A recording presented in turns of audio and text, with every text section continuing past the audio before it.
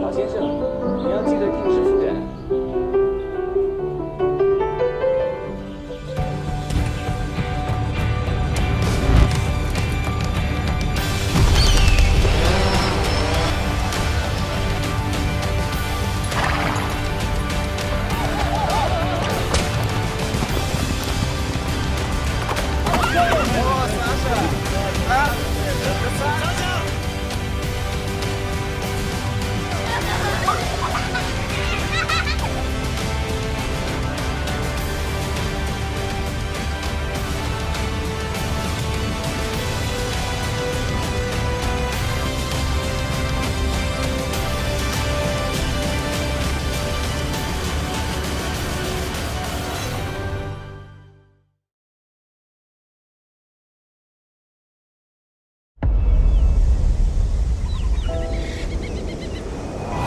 Breathe.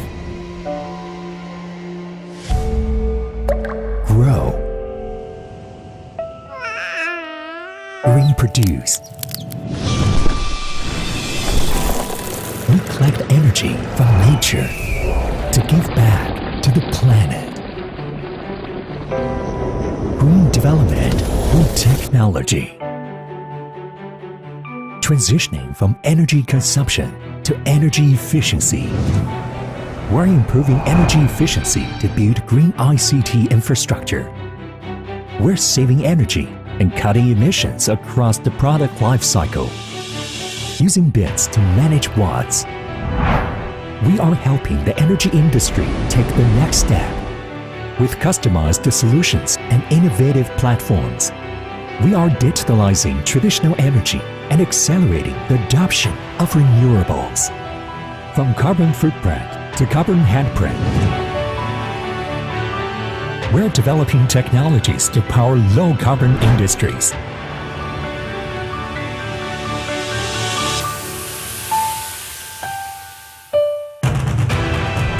Mountains, oceans, villages, and cities.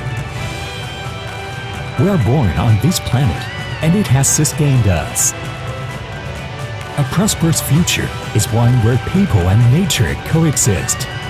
With green, low-carbon technology, we are contributing to a thriving, vibrant planet.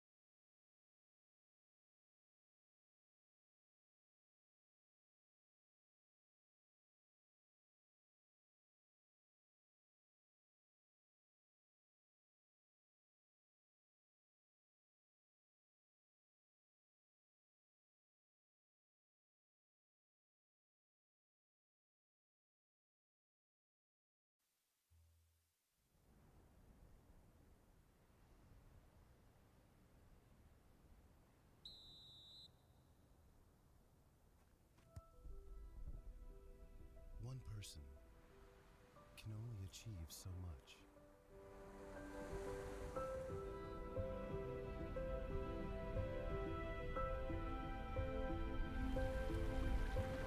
As individuals, isolated, our ambition has limited scope.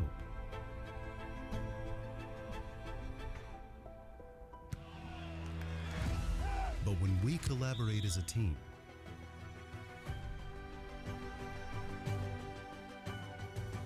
our power combines. Our strength is unbounded.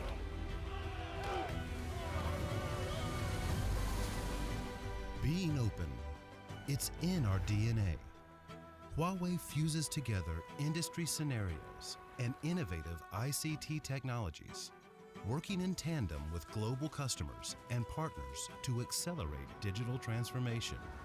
Building up modern governance systems with city intelligent twins, delivering better services to people far and wide, promoting the intelligent upgrade of the financial industry, supported by agile business innovation, designing comprehensive transportation systems that usher in convenient travel and smooth logistics, driving the development of green, low-carbon, safe, and efficient energy, unleashing the digital potential of industries.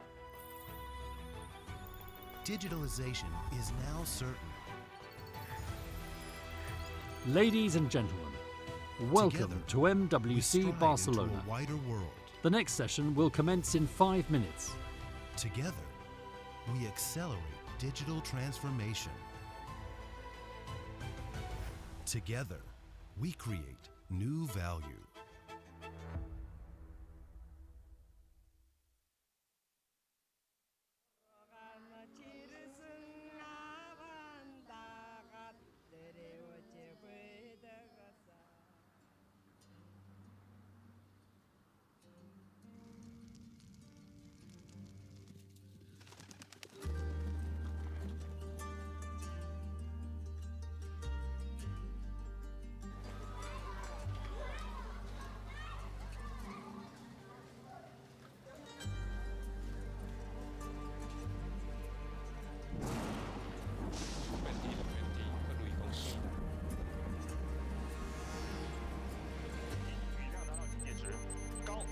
动拐次下升线，广州。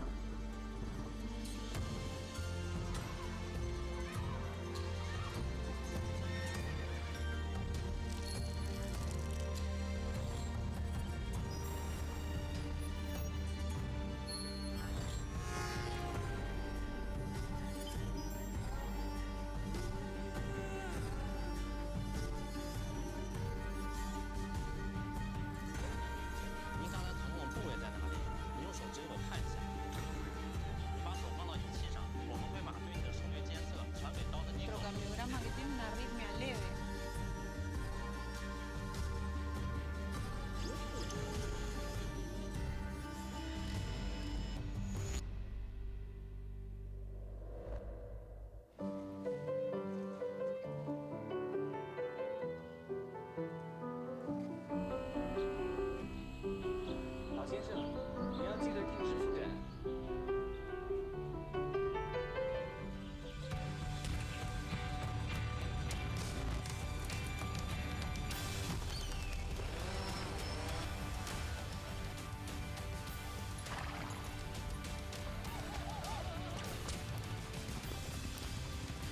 The next session will begin shortly. Please take your seats.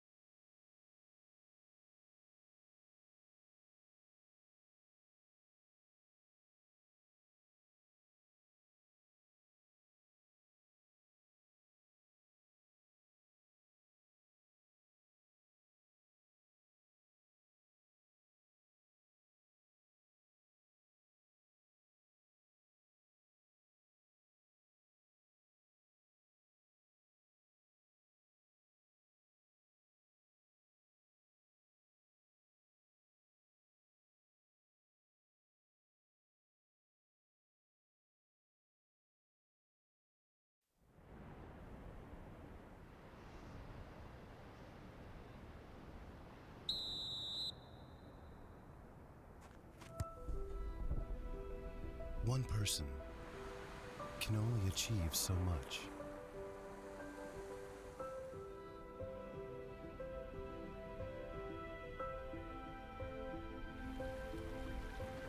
As individuals, isolated, our ambition has limited scope.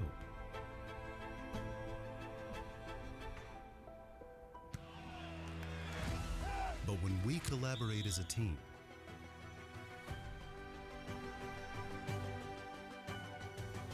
our power combines. Our strength is unbounded.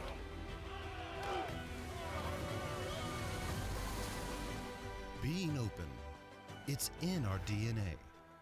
Huawei fuses together industry scenarios and innovative ICT technologies, working in tandem with global customers and partners to accelerate digital transformation. Building up modern governance systems with city intelligent twins, delivering better services to people far and wide. Promoting the intelligent upgrade of the financial industry, supported by agile business innovation. Designing comprehensive transportation systems that usher in convenient travel and smooth logistics. Driving the development of green, low carbon, safe, and efficient energy. Unleashing the digital potential of industries. Digitalization is now certain. Together, we stride into a wider world. Together, we accelerate digital transformation. Together, we create.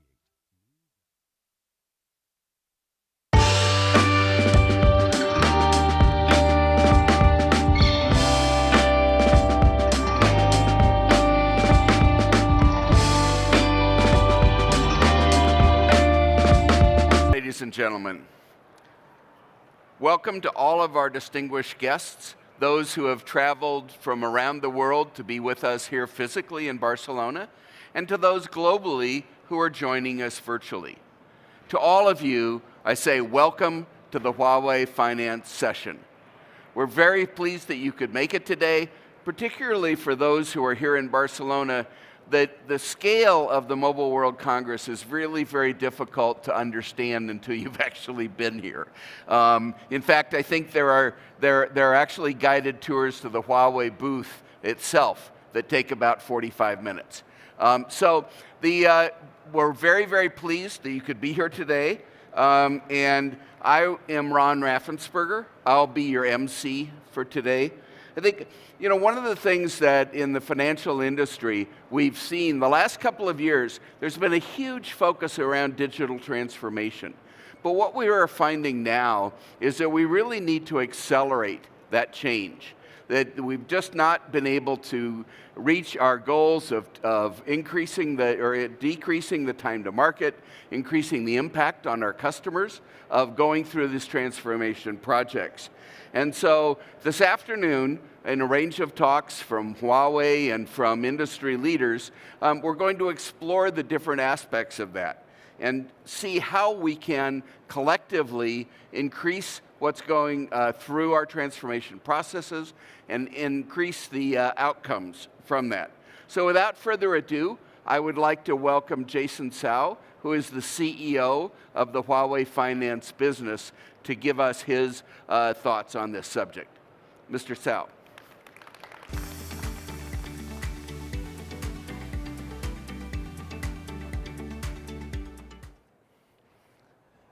Okay, ladies and gentlemen, and also our friends online, I'm Jason. Warmly welcome you join this session. MWC, I've been here, I think, almost 15 times since the year 2007. Always feel excited. Especially, I think this year, it's a very interesting moment. We talk about the finance business at a Mobile Congress. I think the mobile really changed a lot, especially for our financial industry. I remember, because I sit next to Jamie from DBS, I remember 4 years ago, exactly here, so in the whole one. Also, your colleague from DBS asked me, we talk about 1 hour. He asked me, since Huawei, you are the best in 5G. Tell me the use cases, how 5G can work in the finance industry. Actually, we talk many use cases. But 4 years later, it proves most of the use cases failure. Yeah, that's interesting. But this exploration is very, very important. So for me, we think sometimes when new technology comes out, prediction, yes, very important. The practice, also very important. For example, for how 5G apply in the finance industry, actually in China, we found it, not in the consumer market, but in the industrial market. Yeah, it works. Yes, then the financial service can apply to this vertical industry. That's quite interesting. So today, I'd like to share our views, especially our practices, yeah, in China and around the world. So I guess since last 3 years, I guess most of you will not be in China. Yeah, I guess you are keen to know how Huawei is doing. Yeah, so I can tell you Huawei is doing well. For sure, that's quite challenging moment last 3 years. Yeah, many geopolitical reasons, COVID reasons, yeah, supply shortage reasons. But I would like to say Huawei is doing well. The more important is we stick to our long-term strategy. I show you this chart. I want you to see how we stick to our long-term strategy. You know, R&D and innovation is a key for our past success. And we do believe this is very important for the future. You can see in the last year figure is not being published, and I think it's also a high level. The year of 2021, you can see our R&D spend reach a new height. A new height is almost more than $22 billion US. Is exactly around 22% of the total revenue. You can see as a high-tech company to keep such a high-level R&D investment, that's really a lot. So we keep chasing the world-class problems, and also we try to attract the world-class talents. And this is very, very important today. So you can see where we spend this money. Yeah. So probably most of our customers you see is our product. Our storage product, networking product, cloud, and so on. Actually, we focus on develop the world-class product, for sure. But on top of that, we still spend our money for the other two directions. The first one you can see is to this direction. We try to spend more efforts and money to the fundamental research and fundamental technologies. Yeah, maybe you heard about it. We recruit a lot of mathematics, people from physics and chemistries, and we try to do the fundamental research theory brick. For example, we think today the Shannon's law reached the limit. Yes, Moore's law reached the limit. If we really want to bring for the next wave of what to do, we have to heavily invest in this area, find a way to break this limit of the laws. You know, this is where we try to dive into the root. Yeah, I think to do that is not only, to do this can help us to keep leading, not just in the next 3 years, even 5 years, 10 years, even longer. This is really important. It also helps us to keep the technology independence. Yeah, you know what I mean. On the top direction, you can see we see more and more industries are doing more, investing more for the digitalization. This is also our strategy. So last year we did also a bigger reorganization. We invest more resources for different vertical industry digitalization. For example, the finance, the same. We see the finance customers are also meeting a lot of new challenges.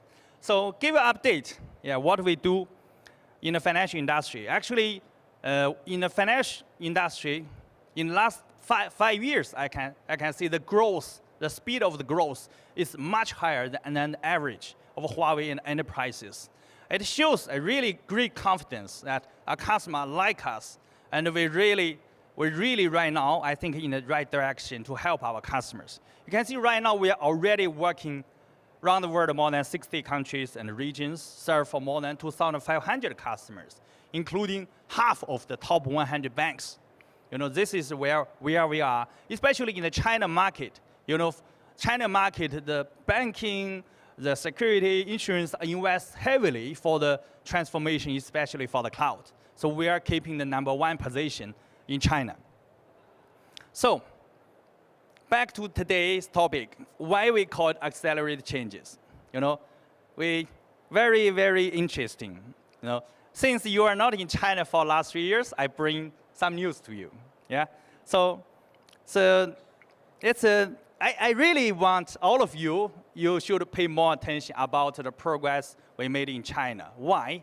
Because I got a feeling, in the year 2006, I started work in Germany outside China. At that time, I can really feel the service, the level of the financial service in China outside are quite different. I think at that time, 15 years ago, the financial service in China was much behind. But after 10 to 15 years, right now, if you go anywhere in China, you can see the financial service there is really leading, especially in the retail and the consumer financial service market. Why? Because I think there are two things. Firstly, there are not any other market in the world, any other country, you can see the big tech has such competition with the banks. The banks from the very early beginning was very, very much panic. Yeah, it takes 10 to 15 years. They change their position. They totally right now transform their organization, the team, the people, the mindset, especially the technology platform. Right now, if you go to talk to the big banks in China, I think they are in a much more confident position. They know how to compete with the big tech. I think a lot of other countries, you are suffering, or you will see these challenges over there. I think this experience is unique. Secondly, I think it's the execution. The action is really, really fast. I remember 5 years ago, when the PSD2 started to apply, I asked the bank people in China, how do you think about open banking? They told me, we are not thinking too much, we are doing that. That is exactly, you can see any bank, even a small bank in China, you see embedded services in lifestyle, it's already everywhere. So that's why I think you must pay attention to the China's financial progress. I give you some examples here. For example, the CBDC. 3 years ago, we talked about CBDC. Right now, I can see the latest progress in China. The CBDC, there are already 8 million scenarios come out with different banks. Already more than 260 million wallets. You see how fast it grows. You in China, you have Alipay and WeChat Pay, it's still CBDC grows. The live streaming banking right now in China is very, very popular. Very, very popular. Yeah, you can see like China Merchants Bank, they are very successful for the mobile first strategy. You can see today they are super app.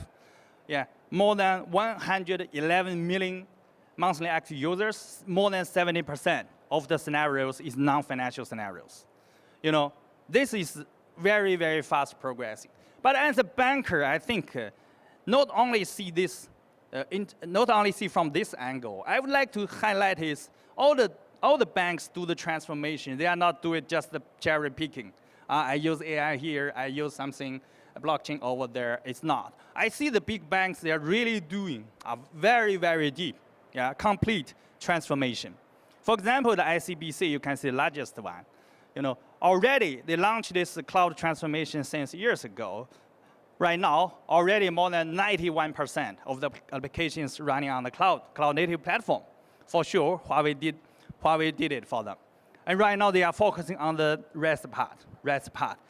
Very soon, I think the mainframe will disappear, and probably all of the Oracle database will migrate to the cloud, our cloud-based database. Another case I want to show you is very interesting. It's also, you can see this from the Post Saving Bank of China. Every country you have the saving bank. Probably saving bank always have the most of the branches, quite a big customer base, but technology is not very, very latest. But China Post Saving Bank the same. But since 3 years ago, they started this transformation. I would say last year, they totally migrated core banking to the cloud native platform. For sure, Huawei did it for them. I would say this is probably the world's largest core banking system running on purely the cloud native. So if you take a look at this progress, I think we can learn from that. Yeah, for sure there are a lot of lessons. So we can learn from that. So for us, we think right now, the innovations, technologies appears a lot, times and times. Especially during the COVID 3 years, we see a lot of banks invest a lot on that,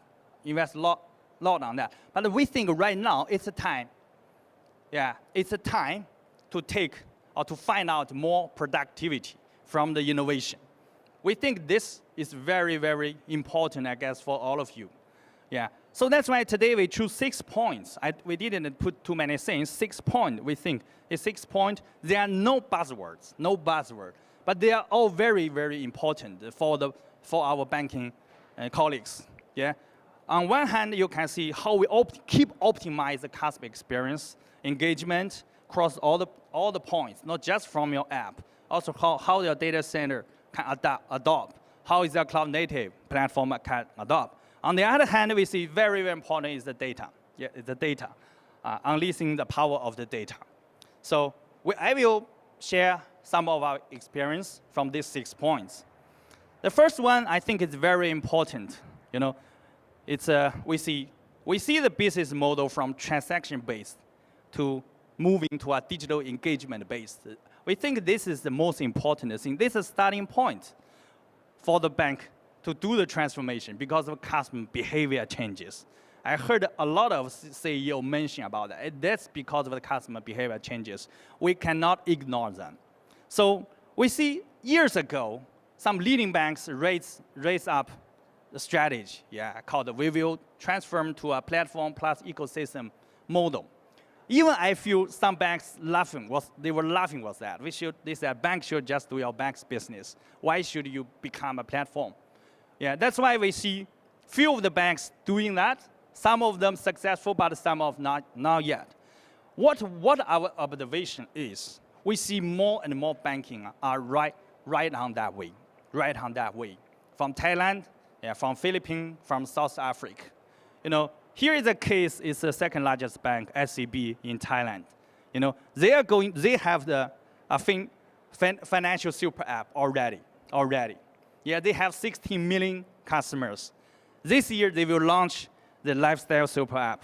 SCB set up a very, very challenging target. They said in 5 years' time, they want to reach 200 million customers. You know, that's more than 10 times growth. Very, very challenging. How can they do that? They think to transform to the platform plus ecosystem model, this is the right way. So as you can see, they think for the onboarding process, it must be much easier. They set up a target, quarter of efforts compared to the mobile banking. And they focus on the new to bank customers, especially the young generation and the micro and SME customers. Yeah, they want to build a new ecosystem. This is what we see this bank is doing. Some of you may ask, so that's what to do with Huawei. You don't do app. Yes, we don't do this app development. You have your local partner do it. But we provide the platform behind that. For example, here with SCB, why they choose Huawei? Because 1 year ago, when they want to launch the digital loan, we work with partner, provided the public cloud service for them. Yeah, 3 months, very quickly they launched the platform. We also provide our mini app, for their new super app, and also our low-code development. The more important is not just to provide such a platform, is such kind of business model. We have been proved success. In last year, in our Singapore financial conference, probably you remember the KB Day from Myanmar. The CEO Michael shared their success. You know, from KB, the largest bank, they started the similar business model. After 3 years, this new platform got more than 9 million customers. It's double of the legacy customer of this banking. So right now we work with them. They got a consulting company called Codex. We work together to provide this operating experience to the other customers. This is the first one we think is quite important. The second case where we accelerate, we call it a cloud-native migration. So I think it's no doubt to say we must go for cloud. Yeah, cloud-native. We see more and more banks right now, not just moving applications. This kind of migration is already reached the core. Yeah, this is extremely important. Extremely important. The case in China's post-saving bank, I think, is very, very typical. They used to use, they have more than 650 million customers, very big customer base. But they used to have a very tightly coupled, yeah, monolithic core banking system. You know what that means. Since the year 2020, they started this migration based on the cloud native. Yeah, they developed more than 5,000 composable or Lego-like components. Yeah, started doing that. This can help them to do much more speed innovations and also personalized stuff. So right now, this system already online since last year. Every day, yeah, daily transaction, more than 2 billion. Yeah, 2 billion transactions. We think if our platform can such a big scale, yeah, running in China, I think probably it could work anywhere of the world. So we provide our cloud platform, hardware, especially very important, our database. It's called GaussDB. Probably some of you have heard about it. This is very, very important based on this distributed database, yeah, with Huawei's capability. If any of you go to China, probably you can talk to them. Yeah, very interesting. Another case I want to share is the BNC in Indonesia. We have this bank, they are also changing the business model in the last few years. They started a very small bank, just 20,000 customers. But they work with the e-commerce company. Yeah, they very, very quickly, so you see 3 years' time, more than 20 million customers. It's almost 3 or 4 million active customers. They based on our public cloud platform, and the SaaS is a SaaS, a core banking system, very, very quickly grow. So what I can say here is this migration, cloud migration, and core migration right now is Huawei's key focus. We have done a lot in China. So right now, I think the same challenge we see most of the banks in the world have. So we are not only provided this product, the platform, we know the migration is even more critical. We also develop the tools and the methodologies. We hope to help our customer to do that. The third thing I want to say is about the infrastructure. Cloud native is easy to say, but hard to do. If you are running a huge distributed network infrastructure, much more challenges. That's true. But we think anyhow, this is the way we have to go. We see the trend is very clear. Go for hybrid multi-cloud, and go for multi-site, yeah, and active data centers. We see this is a trend. This is a trend. So how to deal with the infrastructures? So as a company, Huawei, we raise up this concept, mega. We think this is very important, yeah, for your infrastructure, next generation infrastructure in the cloud time. Yeah, mega combine 4 letters. M means multi-domain collaboration. For example, your cloud, your network, your storage, the optical systems, we think there are a lot of opportunities to collaborate, bring more synergies. Because Huawei, we are doing different products. We know how to combine them, how to make the synergies. Because we are also doing the hardware, software, also even to the level of the chipset. We think there are a lot of space we can do this collaboration. For example, in the Bank of China, yeah, we do the cloud and network collaboration, yeah, through the technology. It can dramatically improve the resource provision by 2.5 times. Yeah. Second term is E, experience. How to manage the end-to-end experience. For example, the latency. Yeah. In another quite big bank in China called CITIC, they use our solutions right now for the end-to-end the business latency, because they are running purely on the cloud-native platform. Yeah, for this end-to-end business latency for the core banking part, less than 50 milliseconds. Yeah, because we consider the database, the networking, and also the storage and the computing part. You know, the third one is green. I think green is very, very clear. You know what I mean. We think the future infrastructure must be considering this. The last one is autonomous. Yeah, we combine our autonomous driving, digital map, and also our partner NetEase, their solution together. We already reach like a 135 AI ops. Yeah, for example, in China Merchants Bank, 135 means 1 minute to find, recognize the fault. 3 minutes, you can locate the fault. 5 minutes, recover the fault. Yeah, I think I heard the same problem many banks. So I think all of these experiences, this practice will be very helping for our global customers. I give you an example. For example, in China, Bank of China, they already building right now. Some years ago, it's two sites, 3 data centers. Right now, they already running 5 cities, 8 data centers across the world. So all of the technologies I mentioned, they have used that. Yeah. If you go to China, you can have a look here. So let's talk about a little bit about our data and AI.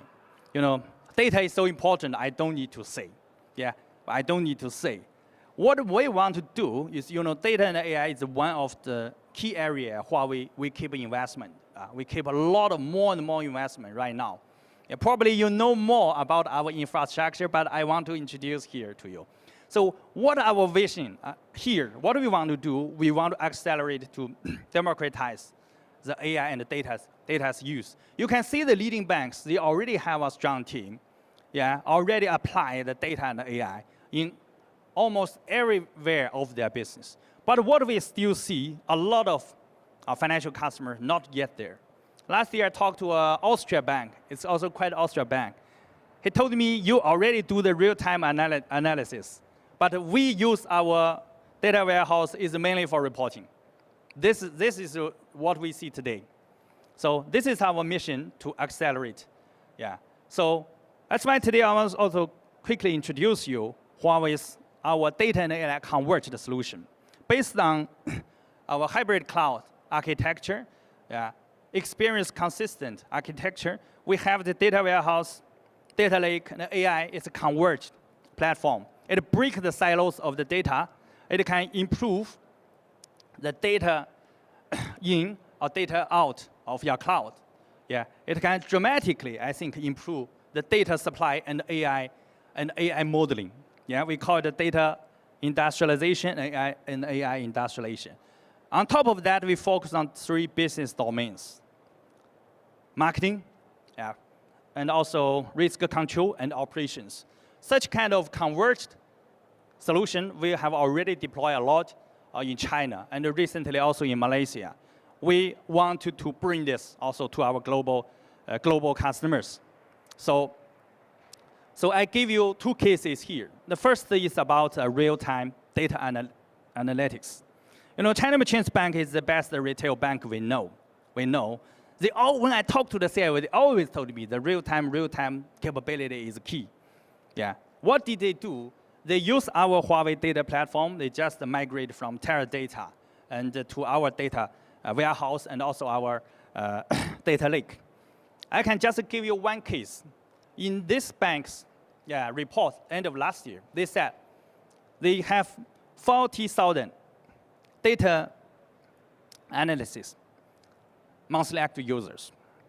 Yeah, which means almost 40,000 of the people from this bank out of 100,000 use this data warehouse to do analytics, almost 40%, which means a lot of people, even in the branches, even in small branches, they can use this cloud-based. But if it's not cloud-based, nobody can use it, only the technical team.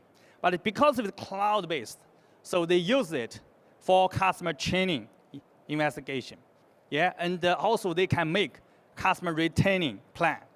You can see this kind of ability of agile is already in the branch level and the area. That's why we call it everyone is a data analyst. This is very, very important. Yeah, for for that. This is also our vision to help the banks to get this capability. Because of this capability, you can see right now in China, half of the top 20 banks choose Huawei for their data platform. In the top 20 banks, nearly 12 of them migrated from Teradata to Huawei. I know I think a lot of you use Teradata. You know how it is. But this cloud-based data warehouse, right now we think this is the direction. Okay. If you want to talk, we can talk later. So last case about AI. Today we have to talk about AI. ChatGPT, everyone, so hot. So hot. But we can see like the ICBC, also SPD Bank in China, they all build this AI brain. So what Huawei's strategy here? Because right hand you can see. We heavily invest here. So we have three things I want to mention. First is our E-class supercomputing capability.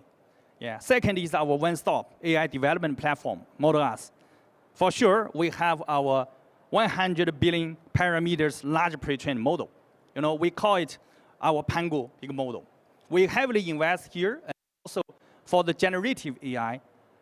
We want, in the near future, our customer can get a benefit of this large model. We are heavily invest here.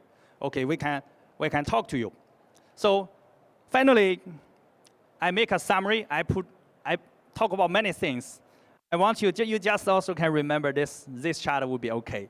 So this chart is Huawei Intelligent Finance Solution Framework. 4 layers. Firstly, it's a green autonomous infrastructure, we call it MEGA. Based on the cloud native, we develop intelligent business engines. For example, for agile development, digital core, real-time risk management, and so on. Above that is our digital interaction platform and also financial services. We focus on these 4 directions. Our vision, our mission is to help our customers build a fully connected and fully intelligent financial platform. So we don't have too much things to rely on, but few things. Firstly is Huawei separate. We keep our long-term strategy for innovation always to be an agile company. I think this is very important to any of you. You find a partner to move forward fast. Secondly, I want to highlight is our experience in a very unique country in China for the digital transformation, especially the experience how we compete, how the banks transform to compete with the big tech. I think this challenge will happen in everywhere of the world. The last thing we can only rely on is you, our customers and our partners, your trust and your support. We work very hard day and night. We don't want to let you down. So if we work together, definitely we can make these things done. So this is the very last slide.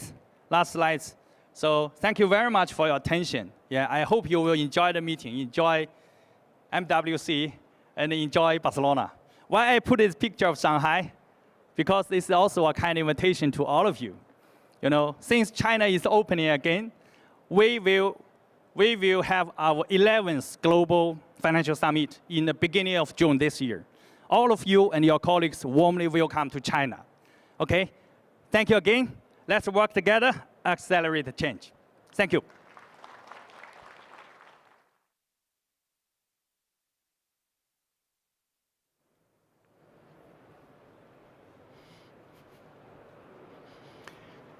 Thank you very much, Mr. Cao. I think you've given us some impetus around needing to accelerate change. We are here to be able to help you in that journey, and he's given you a number of examples that I think are important ones. To get a good example of a bank that's actually moved very fast and has really changed their business, has changed how they do things, has become a regional leader. We have Mr. Jimmy Ng, who is the CIO and the head of Group Technology and Operations for DBS Bank. And he's going to talk about what it's like to create a different kind of bank. Mr. Ng.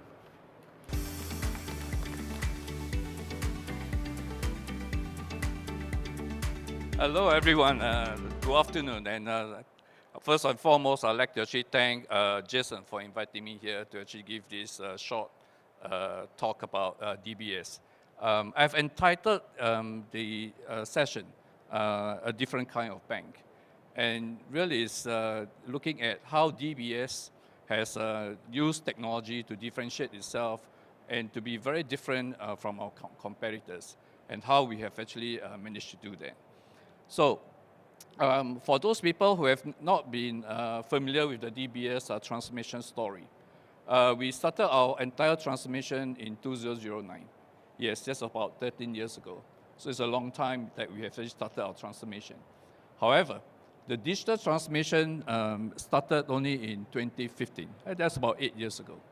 And during that period of time, we have actually built up quite a number of technology muscles and capabilities. I'll go through some of them, as you can see in the inner circle. You know, how we actually use cloud microservices, blockchain, AI data, as well as SRE, to cement our whole entire technology advantage, to create sustainable advantage. But more importantly, you know, technology is just technology. You know, it's the ability for us to actually use it in a meaningful way. And what is far more important is the culture and the way we work. So the technology advantage that we have is cemented by, you know, the advantage of having culture and the way we work very differently. They actually bring us all the digital transformation that you see today in DBS. Now today, since it's only a 15-minute session, I do not have time to go through the second and the third circle, you know, the outer circle. But I'm more than happy to actually have a chat with you later, you know, if you have time. But what I'd like to do is to focus on the first inner circle. How have we actually used our technology muscles to create that competitive advantage? So there are 5 areas at how we extend leadership in technology. Firstly, on the cloud. Secondly, on the blockchain. Thirdly, on the AI, ML, SRE, as well as how we have actually created our entire tech hub in the region. So very quickly, one of the key areas when we first started our whole entire digital transformation, we knew that we had to really modernize our whole entire technology, both on the infrastructure as well as the software. On the infrastructure side, what we have done to actually make ourselves a lot more nimble, we have two choices. One of them is to actually create our own digital VPC, which is a virtual private cloud, or we actually embark on going to the public cloud. And what we have done during that point of time, and remember this 2015, we decided that to go onto the virtual private cloud route. It's a very interesting decision that we have made, as compared to what you have today in terms of most people going out to the public cloud. And the reason is very simple. You know, public cloud 8 years ago wasn't that mature then. So at that point of time, we really had to actually think twice about bringing our workload onto the public cloud. And hence, we actually built our own VPC. But it's actually a decision that we felt that was actually justified. And today play out very well in the way that we have actually managed our whole entire stack. You know, we are able to today put more workloads on a single x86 box. And we are able to actually have aggressive automation in such a way that the SA to VM virtual machine ratio is about 1 to 1,002. It's a big game changer for us. And because of that, our cost efficiency today is actually comparable to what we actually see in AWS. Now, I know we could actually say today, if we actually were to put our workload onto AWS or any other public cloud, we could actually achieve the same thing. But remember, this was we started this in 2015. So today, we don't have any cost impetus to actually move any of our workload to any of the public cloud, because we have a very well-run and cost-effective private cloud that we have actually set up. Secondly, we knew that we had to actually modernize our software and our application stack. And that was actually one of the big things that we have done. Instead of doing the lift and shift, we basically regot our whole entire application stack. And the ability for us to become cloud ready or actually cloud native. Today, that decision again has paid off. You know, our whole entire application stack, today we are 99% virtualized as compared to many other banks. Of course, we actually use the public cloud. And we use the public cloud for various reasons. One is that if we can't find any of these capabilities that we can actually build internally, we actually go out to the public cloud and consume the whole entire services that we can find. Two, if we actually need far more compute power than we can actually afford, in the whole entire data centers that we run. And because of that, we actually get the best of both worlds. Firstly, the cheap, and cost-efficient VPC as well as value-added services in the public cloud. And just 2 seconds of whole entire talk today of advertisement that I would like to make. So we actually created 2 software pieces. One of them is called the Cloud Ops, that we actually enable us to automate at scale. The other one is the Payflow, the ability for us to actually launch workload into the public cloud with all the security services. In fact, DBS is going to actually commercialize these 2 pieces of software, if you are interested. So if you actually think about it, the whole entire cloud infrastructure and platform and the way that we have restacked our whole entire application actually gives us a competitive advantage, both from a cost perspective as the ability for us to actually move quickly to actually meet the business needs. The second area that we have just recently created in terms of the digital capability and the muscles as well is in the area of blockchain. And for most of you will realize, in the last 2 years, I think blockchain has become a very major technology. The kind of technology that will enable quite a number of other applications that we have actually put out there. So we have actually a tokenization engine, a wallet management engine that we have created. We have our compliance and legal surveillance capability, AMM and liquidity pool management capability, as well as public and permission DLT capability, and node as a service cross-chain interoperability. Using all these capabilities that we've developed, what we have done is to actually assemble these pieces of technology together, and we created quite a number of applications as well as services. The first one is our digital exchange. It's the first regulated digital exchange that's run by a bank. The second, Partior, is basically a settlement system. It's a blockchain settlement system which we hope that one day may be an alternative to the SWIFT network. The third, which is the CIX, the Climate Impact Exchange, is really an exchange that we created to curate carbon credits, to tokenize these carbon credits, and to be able to actually trade on this exchange as well. The last 2 is actually something that we actually built in the last 6 months. Project Guardian is a DeFi initiative that we're currently working with the government in MAS, and as well as Project Orchid. It's a purpose-bound money. Now, these capabilities that I just mentioned, we are able to actually build all these solutions of these 5 entire services within the period of 18 months. And because of all the capabilities that we have actually created right at the bottom that you're looking at.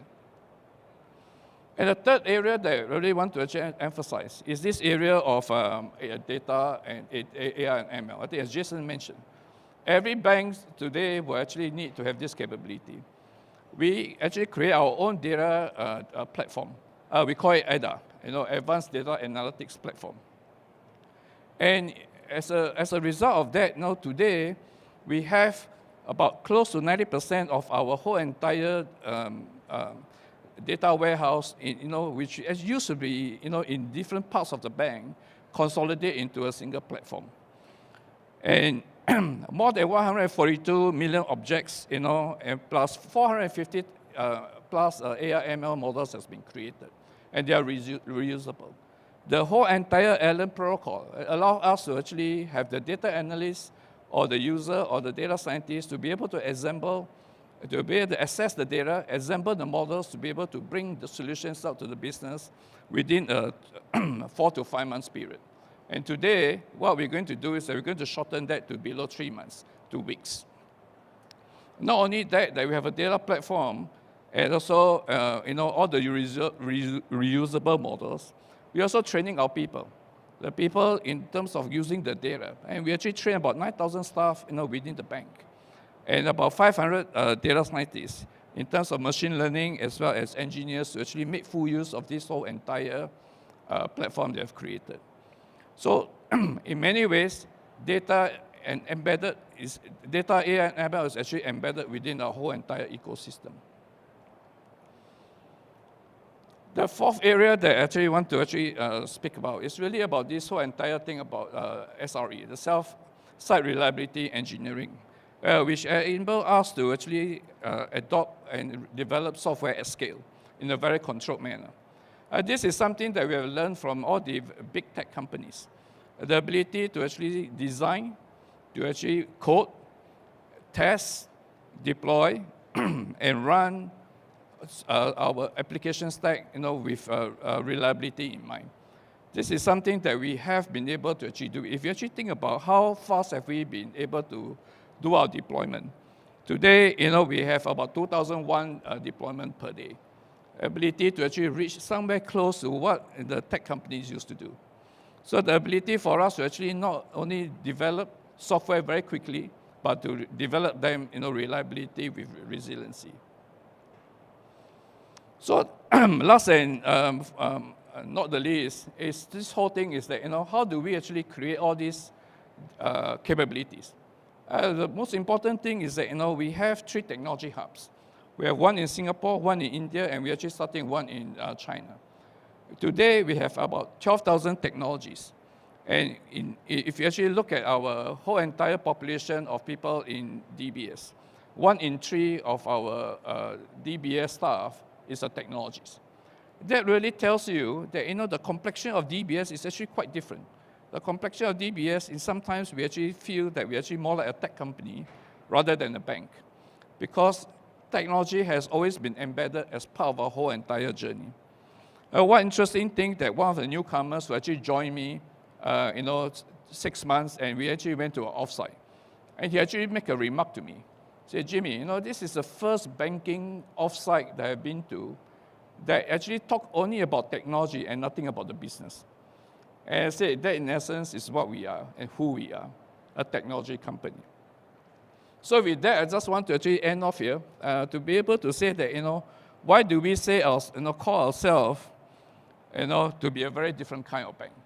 And I think that the reason why we are a very different kind of bank is that we have actually created technology capabilities in so many ways that we have been able to use it to exploit and to be able to use it to bring forth solutions to our customers in a very nimble way, in a way that actually creates value for our customer.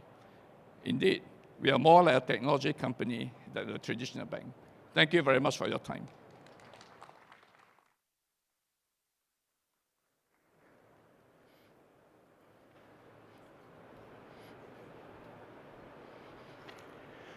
Thank you very much, Mr. Ng. I think that the concepts that Jason pointed out around being needing to accelerate transformation really become concrete when you look at what DBS has done using technology as the springboard.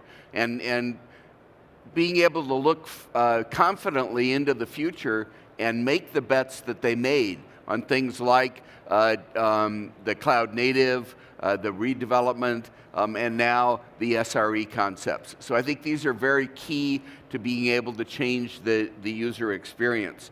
We're going to shift gears a little bit now. The next speaker has some maybe controversial points that he wants to make, because what he's talking about is whether or not there's actually a future for financial services, particularly for the existing banking infrastructure. So I'd like you to welcome Mr. Barry, John Barry, who is the CEO and the Secretary General of an organization called Chorus. Thank you, Ron. Right, good afternoon then, everybody. What I wanted to do today was actually just stimulate the debate slightly in terms of what the issues are that we were going to talk about. And what you'll see here is a little bit about Chorus, but if I go back to the first slide, the issue is there a future for financial services? I've worked in financial services for a ridiculous number of years. The very early days of working there was the early days of ledger cards before we had computers. So I've seen dramatic changes during that period of time. I now run an organization which is the largest global retail banking association, representing probably somewhere around about 100 plus large retail groups, somewhere around about 1,000 to 2,500 brands around the globe. Our whole essence of being is an organization that is not there with the solution, but an organization which is there to make a difference to the banking industry itself. We do not have solutions, but we are the catalyst for the change. We're an organization that drives that activity in terms of what's required. My view is the financial services industry needs to reinvent itself. It needs to rethink the way it is operating today. I'm delighted to have the opportunity to be on stage, invited here by Huawei, who are just about to join us as one of our associate members, because we want to be working with the best. We want the best to be able to interact with our third-party experts to be able to improve their performance. What's great as well is actually today you have, this afternoon, two brands that are members of Chorus, DBS that you've already heard from, a superb organization down in Southeast Asia, but also from CaixaBank here in Barcelona, another organization very much at the innovative edge of changing the world of financial services. So we are very much in that heart of wanting these changes to take place.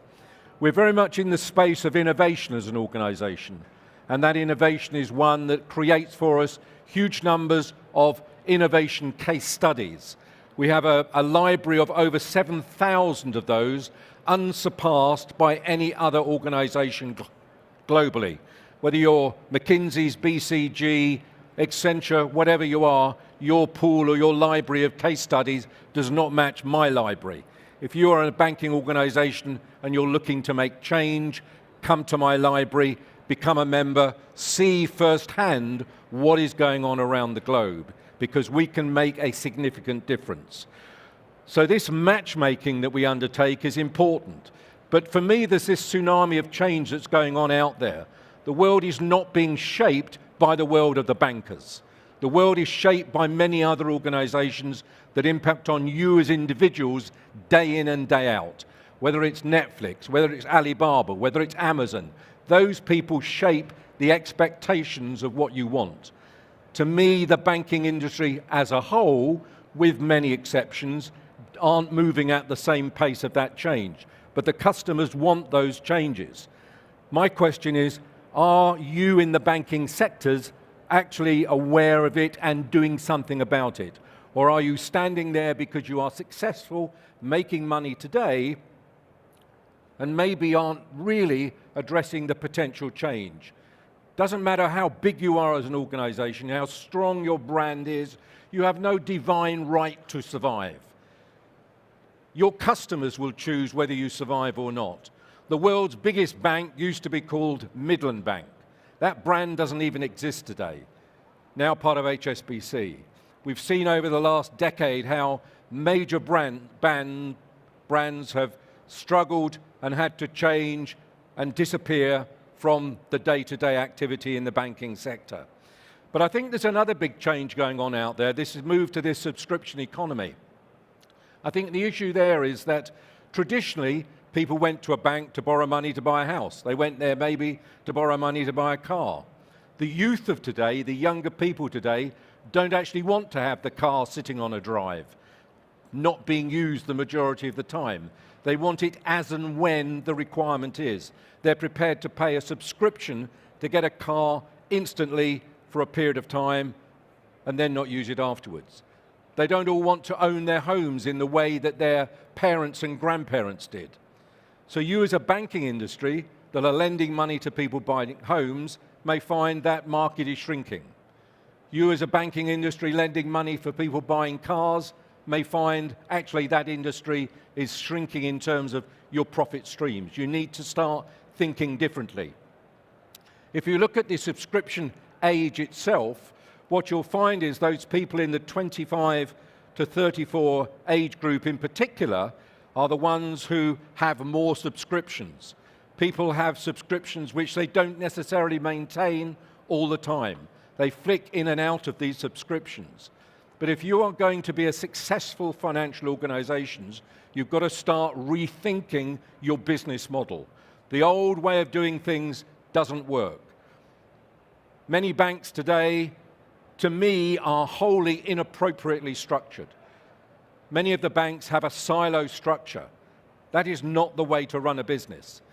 Huawei do not run a business in a silo structure. Amazon are not a silo-structured organization. These businesses put the customer at the heart of it and build the business back, rather than individuals in the organization looking after their part of the business, and when somebody else comes along saying, get me your tanks off my lawn. So the customers, how close are you to actually really engaging with the changing world of the customers? I think one of the challenges I've had in more recent times is whether the board of management of some of the banks have got sufficient technology people on the board. Are boards too full of accountants looking at counting the numbers rather than engaging with the technology changes? How many of the board members really use today's technology in the way that their children and their grandchildren do? Because those are the people who are shaping what the expectations are in the future. If you do that and listen to them and engage with them, you're much more likely to start be able to drive a business which is going to be successful. You know, the whole world is one that actually both the banks and insurers need to be doing something different. It's about this sort of lifestyle approach that's changing so rapidly. It's about user experience, which is unbelievably important. You know, experience and the way you use something, to me, is summed up when I had to register to come here. For those of you who did the same, actually the process of going through registering to come to this event was not straightforward. For an organization in an industry that's all about user experience, I think there's a lot to improve. I've talked to people whilst I've been here, they said, you should have seen it a few years ago. It has improved. The pace of change is dramatic.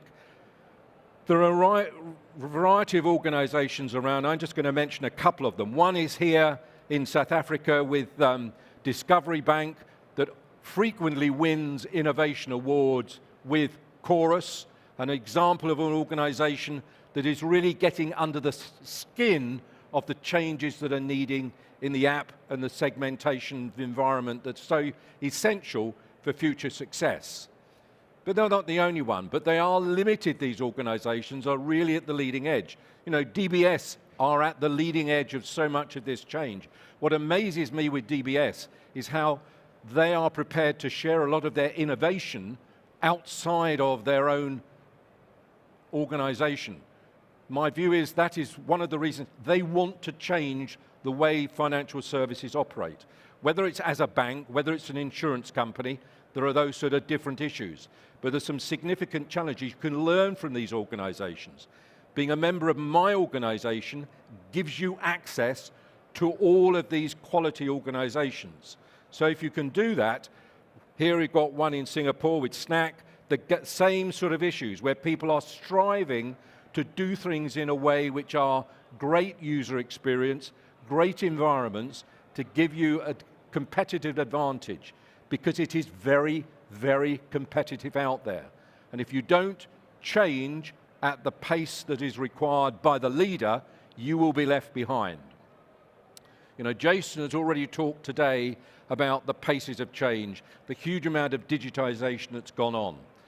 In some regards, I think organizations have put an awful lot of money into digitization. The question I have is, has that turned out as a benefit at the bottom line? I think the sort of jury is still out in some organizations as to whether or not the changes have really improved revenue streams or just change customer behavior. You've got to get both of them right. But if you're not moving at least as the pace of the leader at the front of the pack, you're going to be left behind. And if you're going to be left behind, that's not a great place to be. So hopefully, listening to Jason, seeing the challenges, listening to what Jimmy's talked about, listening to what Eva will talk about from Caixa, gives you a view of the changing dynamics that are going on and the challenges that if you respond to them, you can enjoy unrivaled success and be a survivor in a world where, in my view, I'm afraid not everybody will. Thank you.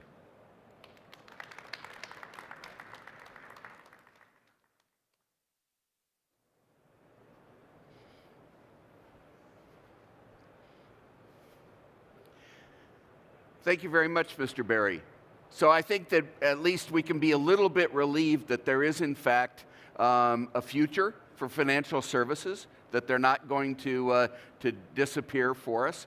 But I think the caution is that what it's going to take is innovation. And we've heard from Jimmy, we've heard from Jason about innovation, about the speed of change. And now what we'd like to do is hear from Caixa Bank, who is very focused on innovation as a core strategy. And we're very pleased to be able to welcome Ms. Eva Fernandez, who is the Innovation Director for Caixa Bank.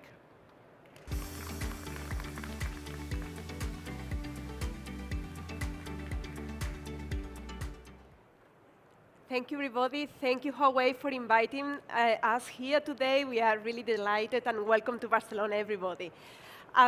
So, CaixaBank's path to innovation.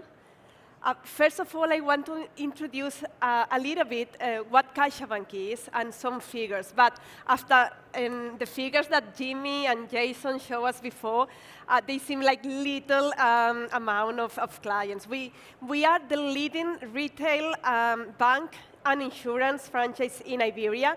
That's Spain and Portugal. And we did the biggest merchant acquisition last year with Bankia, and the largest acquisition in Europe last year. So now we have 20 million in Spain and Portugal, and almost 4,500 branches. So I think it's also important for you to know that we have 11 million, half of our clients are digital, and we have 24% market share in loans in Spain, and almost 30% market share in long-term savings in Spain also.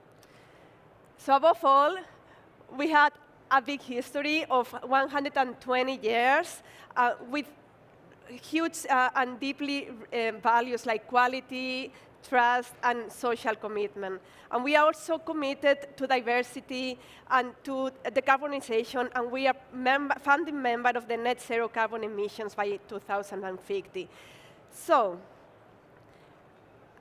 important also to know that we have 10 million active users in our app, and 3 million of these clients enter and use our app every day.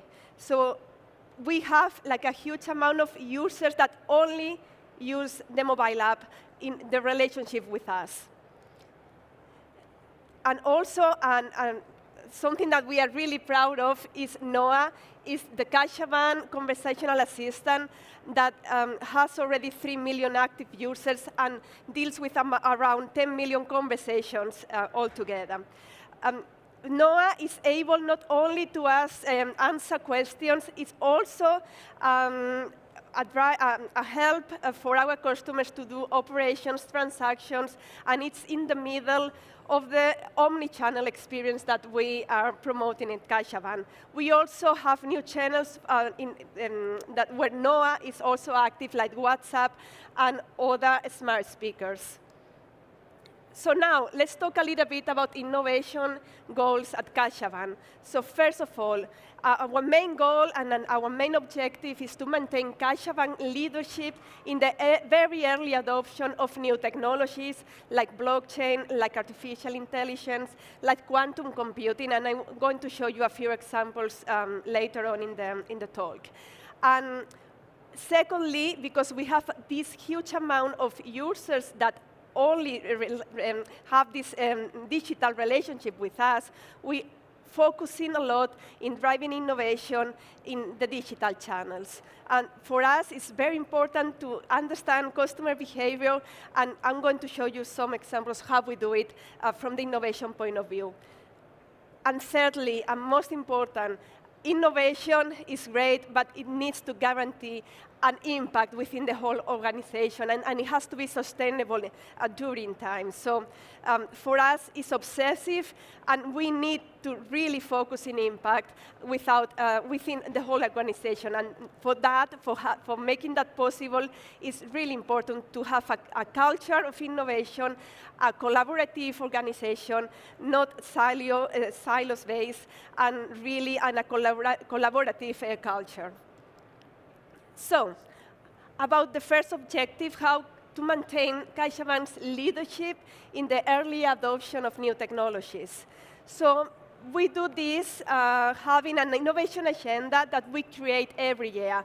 And to create this innovation agenda, we analyze trends in 3 different ways. We, of course, have to evaluate the technological evolution and the new emerging technologies for sure, but there are also innovations that are coming from the new regulatory framework like PSD2, like the Digital Euros and CBDCs, and the Digital Market Act, for example. So sometimes innovation comes from big changes in regulation, so that's also very important.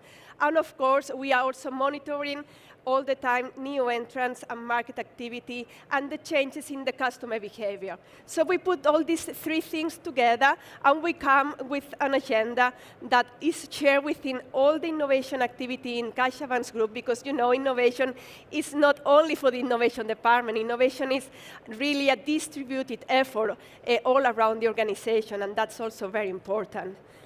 So we have an agenda, and also we have a portfolio of activities. And this portfolio has to be really balanced with activities in a short term, like 12 months horizon, and also with horizon 2 and 3 activities, no? So focusing in the middle and long-term impact. So we have this balanced portfolio that maximizes the impact and minimizes the risk in the investments we are doing. So our methodology covers, of course, the exploration phases, the analysis and proof of concept and MVPs phase, but also the industrialization and the scaling of the portfolio. So that's also the way to maximize the impact. So what's the innovation agenda for CaixaBank covering in 2023? So this is basically it. I mean, no big news here. Artificial intelligence applied to digital channels, quantum computing, Web3 and DeFi, metaverse, edge computing, regulation technology, RegTech, climate fintech also is very important for us these days. The Digital Euros and CBDCs initiative, I'm going to talk about that later. Digital ID and other DLT use cases, because you might know that we are going to have a European identity wallet in a few years, and that's also really important for the financial services industry, and open finance. So this is our agenda, and that's we cover all of that with different degrees of activities. So I wanted to talk a little bit more about digital euro, which is going to be probably the retail central bank digital currency in Europe. So I would love to hear more about digital yuan, because I mean, 260 million of users have already a digital yuan wallet, and in Europe we still thinking about it, no? Where are we in Europe regarding retail CBDC? So we are in the investigation phase. The investigation phase started last year, and it's going to finish in October 23, so in a few months. And in October, the European Central Bank is going to decide whether we are going to have a digital euro or not. But why? Why a digital euro? Why we need a digital euro now? mainly for two reasons, and that's why the ECB, the European Central Bank, is saying. First, because the use of cash and banknotes is decreasing in Europe in the last years. And secondly, and most important, because we need to have autonomy and sovereignty in payments in Europe, which we don't have now. So we need also to invest on that. So we need to guarantee the stability, the monetary stability in Europe, and that's why the digital euro needs to happen, probably. We will know in October. So this is the timeline of the investigation phase now here in Europe. As I mentioned, we are in the middle of this phase. It's going to be finishing in October, and part of these activities was to develop a digital euro prototype, okay? So the ECB, the European Central Bank, announced a call for proposals last year, and there were more than 60 providers that joined the call for proposals. Only 5 were chosen, and one of these 5 was CaixaBank. So CaixaBank is the only European bank selected by the ECB, and the only Spanish institution participating in this initiative. So we've been working very hard during the last few months developing the prototype for the peer-to-peer payment, online payment use case for the digital euro. The other providers that were chosen, the other 4 were Amazon for the e-commerce payments, Nexi for the point of sale payments, and also AP, and Worldline for the P2P offline payments. I was reading the other day that in China, you already have offline payments, and even you can pay now from your mobile wallets, even if you don't have battery. So there are huge amounts of innovations happening in China regarding CBDCs, and really looking forward to see how this space is going to be developed in Europe. So I'm really happy to later on talk about your experience in China. So we are also exploring other spaces within our innovation agenda. We were also the first bank to be present in the metaverse last year with, in a public metaverse, and we did that with Imagine, which is our brand for millennials and young people, and only digital bank. And also our Portuguese subsidiary, BPI, has the first virtual reality branch in Portugal. So exploring this space also, learning from it, and also quantum computing. So we have been collaborating with several partners like D-Wave and IBM, seeing how we can use this technology already today in optimization use cases, like the one you are seeing here.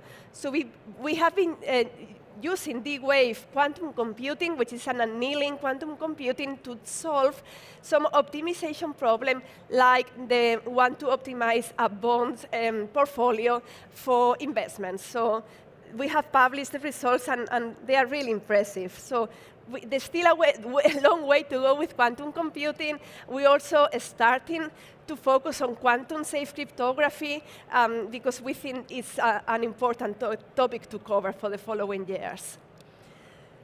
And of course, innovation. We cannot do this alone. We need to create a network to collaborate with partners, with other fintechs and startups, and we do that constantly.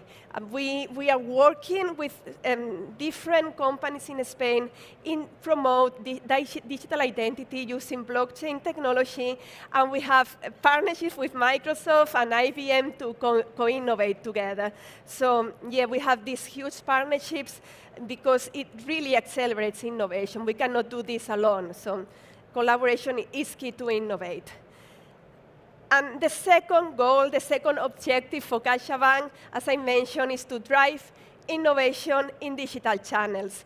And I'm going to give you just one example of how we do it, and I'm going to present you our Insight Center, which is a key piece for research and to really understand customer behavior and put the user experience in the center of our design process. So our Insight Center is a 450 square meter digital space. It's really a lab where we can run experiments, and we have dynamics with end customers, end user customers, and also with employees. We have involved in the last year more than 20,000 users in our Insight Center, and we have like really state-of-the-art technology to run these dynamics, like neuroscience devices to explore emotions, perceptions, biometrical devices to explore physical reactions, and eye tracking devices to really build the best experience and understand customer behavior better. So this is, we are really proud of our Insight Center and our Insights store. And if you, if one day you visit CaixaBank, you are welcome to see it because we are really proud of it. So finally, innovation is at the heart of CaixaBank, and we have a big partnership with Chorus, and we are really proud to have won many awards in the last years. And this is the last one we have won. We were voted the world's best banking data analyst and artificial intelligence in 2022. So really, it's the place to be, CaixaBank, if you want to innovate, really enjoying this journey.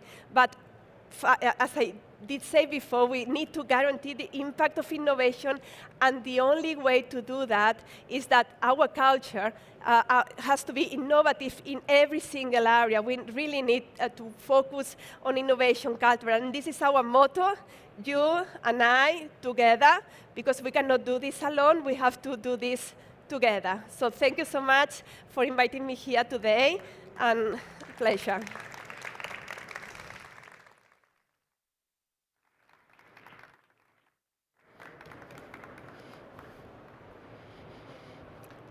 Thank you very much, Ms. Fernandez. I think it's really fascinating, the different areas of innovation that are being explored, and all focused around what it is that we need to be able to deliver to our customers to give them the best experience and be able to really retain them. And so our next speaker is going to talk about a new way of thinking about customer service, and really focused around the service part of it. It's a very innovative approach, and I'd like to have everyone welcome Mr. Augusto Nelson, who is the ICT director at Banco Itaú in Brazil. Hello guys, hello everyone. I'm a little bit nervous, like my friend here. And I didn't bring so many slides, so I really will try to pass a message for you. I don't know if everybody knows Itaú. Itaú is a huge bank in Brazil. In fact, we are the biggest bank in Brazil, and we have 6 commandments. And one of our commandments is, together we do much more. In Portuguese, it's a little bit different, but it's an honest translation here. So, Itaú is almost 100 years organization. We have a long history, and we are performing very well for this kind of organization. And for me, it was very good to be here earlier before, because I could listen about DBS and Chorus, and we understood, I think 2015, that our segment was changing, and financial services, like we understood, had the time limit. Time is clicking for us. And what we understood for this point is that our competitors changed. In Brazil, we are the biggest bank. We have a huge respect for the others bank in Brazil, but we discovered very, very earlier that our competitors now is the big techs, the fintechs, and the new incomers.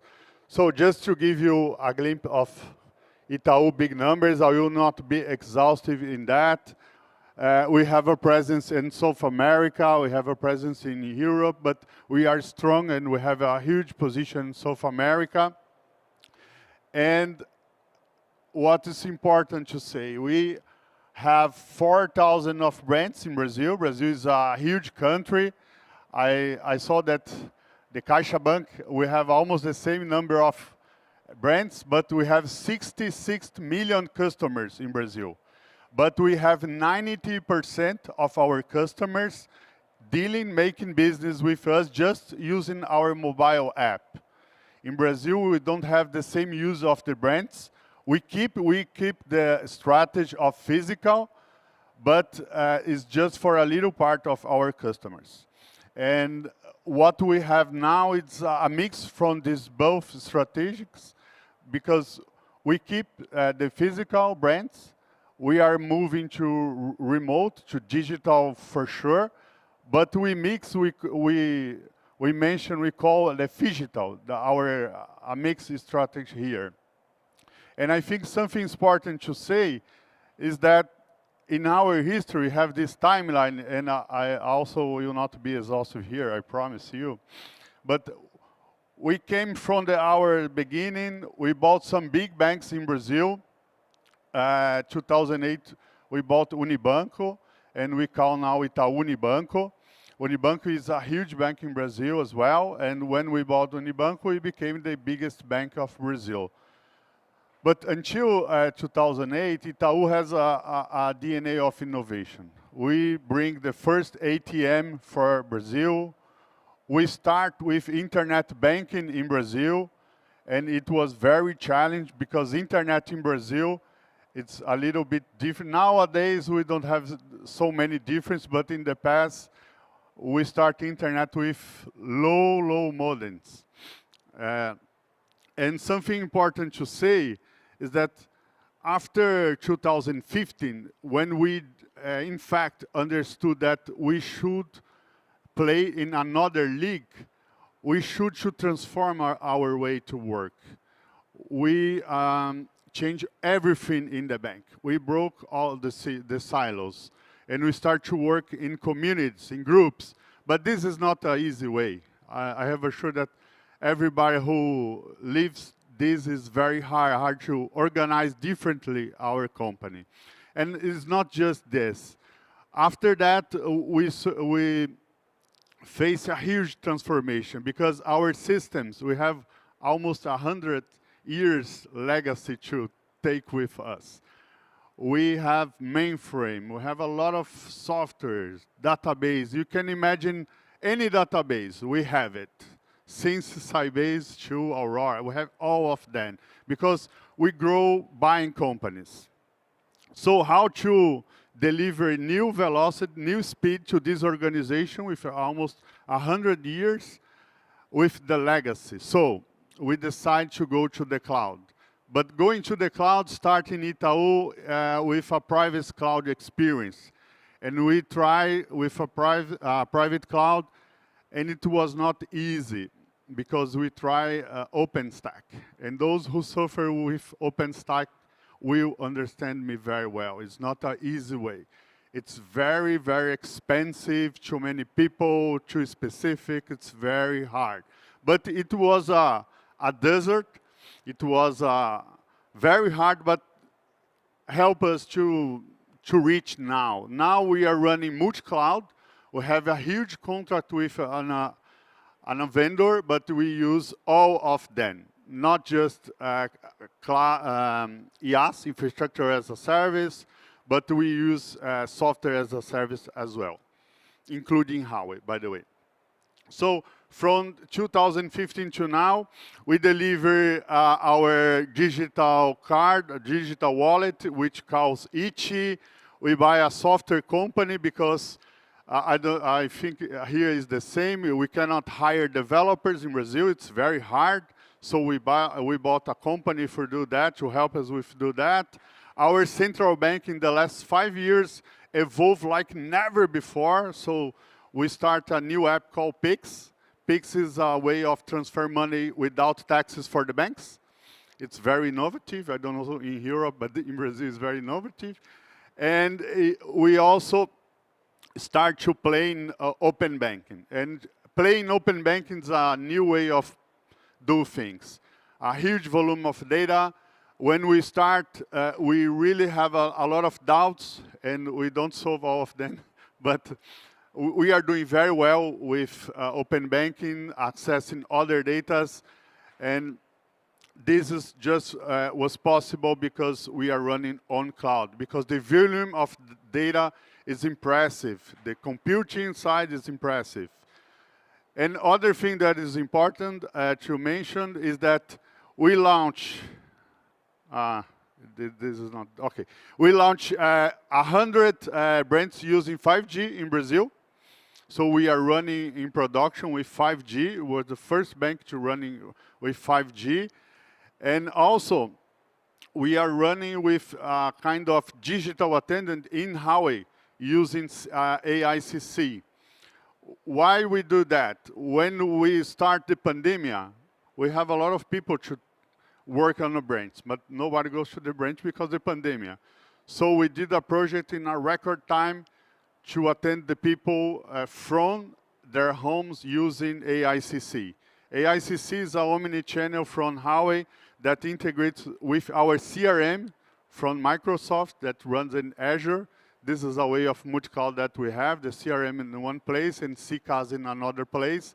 And it was in record time. And we did it together. And why I mention this?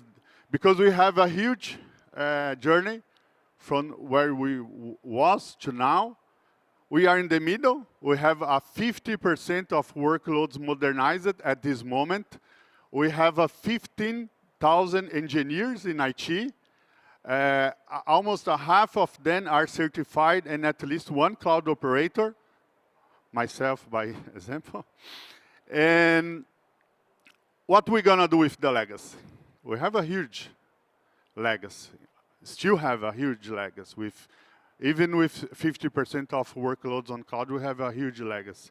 So in this specific case, Huawei come in to join us, to help us. Can we say, let's go together? This includes our partner, and Huawei is our strategic partner in Brazil. So we start with Huawei in 2018 with just one single camera, a video conference system. And from now on, we are evolving, and we have a huge projects with Huawei. And a complex projects like a backbone. We have a 3 terabytes backbone in Brazil. Brazil is a huge country. We have all firewalls from Huawei. We are using Huawei as a security partner. We have storage. So every time that we need a tech refresh, because the legacy still needs a tech refresh, we are using what we are buying from Huawei. And Huawei became our strategic partner to keep our legacy faster, secure, available, and help us as well with our strategy of CCaaS. So this year, we have another project, SD-WAN. We are running on the branch, the SD-WAN from Huawei, and even with 5G support, it's doing very well. So how it's helping us to keep the legacy and controlling the bubble. Now the bubble, for those who are trying to go to the cloud, is that when you have the two costs, the cost of the legacy and the cost of the cloud. This bubble is a nightmare. So we have to control this very well. And this project I bring here because it's a very innovative project. I told you this is a CCaaS project. We had the challenge to put all attendants working on their homes. And in the beginning of the pandemic, we have a problem to offer a notebook for all people who works in Itaú, because most part of the team use desktops. How to run with a bank in a virtual machine with security, with compliance. CCaaS, it's one of the tools that we use to solve this problem. So we delivered 22,000 of positions to attendants, to attend our customers. And guess what? We are not coming back to the branches. We are changing our strategy. This is what we call phygital, because our NPS, when people are attending from their home, is high, is getting up, is better, because sometimes when you are talking with a customer, you are some calm, and this became a different kind of attending. This is just one example, of course, not just this. But what we saw, that the NPS of the bank is getting high. And not just this, but the cost with real estate is getting low. So it's a good mathematics for us. So this project we call a customer-centric. This is something that we are doing with our colleagues from Huawei. I remember when we had the legacy contact center infrastructure, one feature it's almost from 6 to 8 months waiting for a new feature. Nowadays, we have 1 or 2 weeks waiting for new features. We said in Itaú that we have a similar culture from Huawei, but something that we love is that the Chinese speed, at least for us in Brazil, the Chinese speed is totally different. For new features, to fix bugs, to selling, the Chinese speed is different. So, guys, thank you for having me here. It's a pleasure. I will be there if someone wants to talk. Thank you. Bye-bye.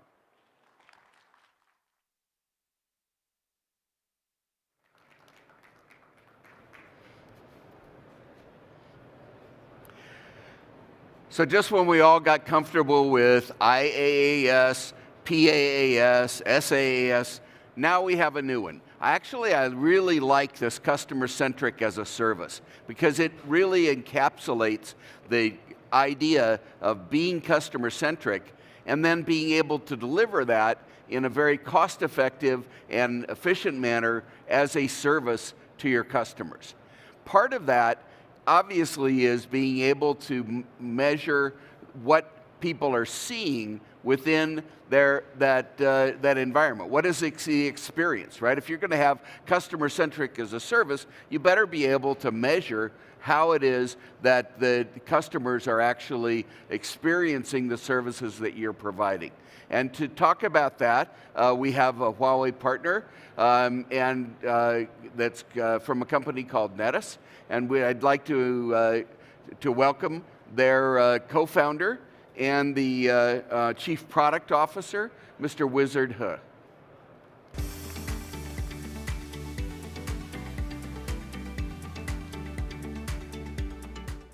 Hello, Barcelona. Hello, world. All right, so if anybody know the code name of DBS Digital Transfer Journey, which is called Gandalf, right? So put the D in the middle, and I'm the wizard. All right, so I'm the co-founder, chief product officer of Netis. So today's my main topic is a business level AR solution for financial service, which will definitely enhance the digital muscle of the SRE team. I hope I can be the magic wand of all the digital transformation journey.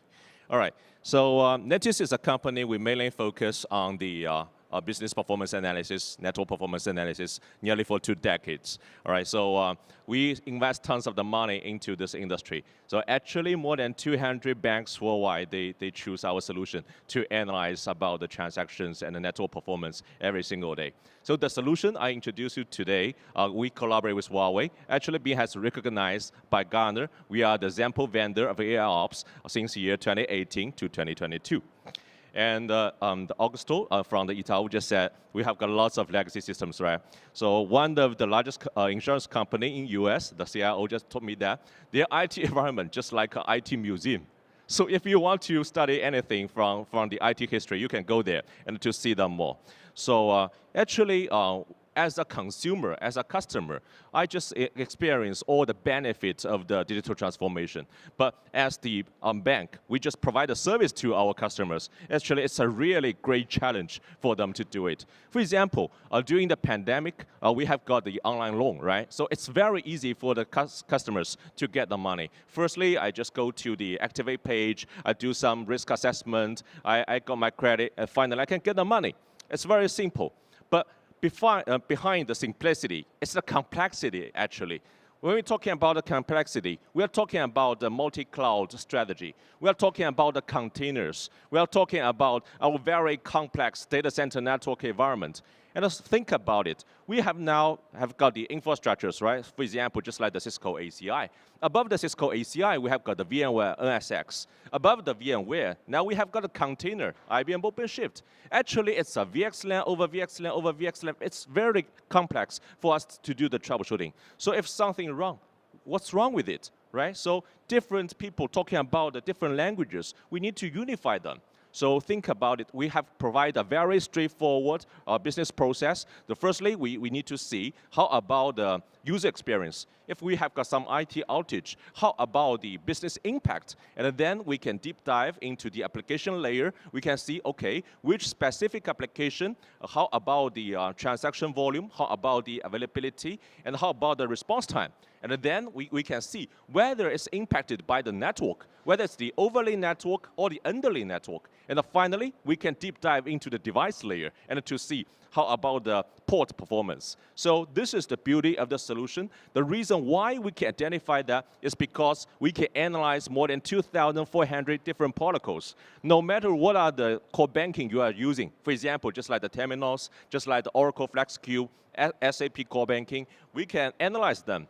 And if you have got some distributed database, let's say you want to migrate from the DB2 on the mainframe now to, let's say, the MariaDB, right? So the Huawei Gauss DB, we can actually to analyze the performance of it without consume any resources because we understand the packets. So this is the beauty of the solution. And the leverage by the solution, actually, 4 different roles can get a benefit. So the first one is actually, no doubt, it's the network team. So think about it. If I'm the head of infrastructure, I'm sitting in the data center. Now somebody call me that there's something wrong with the application. What's wrong with it? Whether it's the network side problem or the application side problem. It will be very simple. We only need to input the IP address into our systems, and we will tell you that, all right? So this is the latency of the network, this is the quality of the network, and this is the response time. The reason why we can do that is because we can ship the industry-leading probes. We can help you to analyze 100G per second, and it can be purely scaled out. So this is the benefit for the infrastructure team, the SRE team. And now we can also bring the value to the application team without consume any resources because we can analyze all the application protocols, right? So application A talk to application B, we can analyze the performance of the application hop by hop. We can tell you, all right, so this JBoss consume about the milliseconds and the database consume the rest. Okay, so how about the traditional one? So think about it. If you have got the MariaDB or the Oracle database or the DB2, just like the same, all right? It runs on the mainframe. It's extremely expensive. So it's just like a paradox. I just want to analyze the performance of the database, but I need to open the tracing. Open the tracing will definitely consume the resources of the database, right? Especially the database runs on the mainframe. Extremely expensive. So we don't need to do that. So we only need to see the application talks to the database, we decode the protocols, and then we can tell you the performance. It's the beauty of the solution, right? Finally, is the line of business. We can tell you, okay, how about the user experience? We need to improve the user experience by measuring them first, right? So this is what we can do. And based on the data, then we can improve the user experience. So I just prepared a short demo here. As you can see, sorry, where's my demo again? All right, so according to the business process, as you can see, before Netis, different teams will collaborate together. We need to identify the problems. It definitely consume time. So think about it. If we live in the IT museum, right? So we need to see the different teams, just like the network team, application team, database team, the mainframe teams, they need to work together to identify where the problem is. But leveraged by the technology provided by Netis, now we can go from the top to the bottom. Firstly, we will see the business impact, and then we can see, okay, how about the performance of the application? And then we can deep dive into the network layer. We can see the overlay performance and underlay performance, and finally, we can go deep into the device layer to see whether a port has been impacted or not. So this is the beauty of the solution. We can save tons of the time and enjoy the life. So I give you several examples. So first one, this is one of the largest commercial bank. As we can see, they deploy our solutions in their both data centers. So leveraged by the solution, we can help them to build just like the network monitoring as a service. We can analyze all the service rack and to see the performance of each of them. So this bank has got a very successful digital transfer journey. So we help them to analyze thousands of the traffic per second to assure the availability and provide the best user experience to the customer. And another one is the core technology we bring to them. So as you can see, the network environment is getting very, very complex. We help them to analyze both the overlay and the underlay performance. And also, at the same time, we provide a very unique feature which can assure the security. This is the dynamic slicing. So we keep the TCP header for analysts, and we cut all the payload to ensure the security. So this is what we can do. Think about it. Even 1G network, we have got 1.4 million packets per second.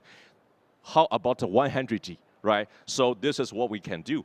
And another one is very cool thing. It's just like a Google search for the network team. So it will be very simple. Only need to input the IP address, and then we can tell you how about the network quality, how about the network latency, and how about the application latency. Very easy to use.